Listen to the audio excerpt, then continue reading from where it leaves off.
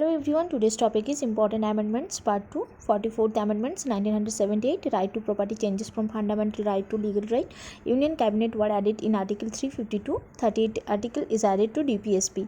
61st Amendment 1989, age of vote decreased from 21 years to 18. 69th Amendment 1991, Delhi given special status as the national capital. 71st Amendment 1992, Manipuri, Nepali, Konkani languages are added. 73rd Amendment 1992, addition of 11th schedule related to Panchayat. 74th Amendment 1992, addition of 12th schedule Nagarpalika Bill. 86th Amendment 2002, right to education established as fundamental rights, Article 21A.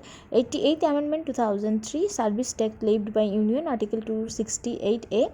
91st Amendment 2003, maximum number of ministers will be 15% strength of Lok Sabha. 92nd Amendment 2003, Bodo, Dogri, Maithili and Santhali language are added.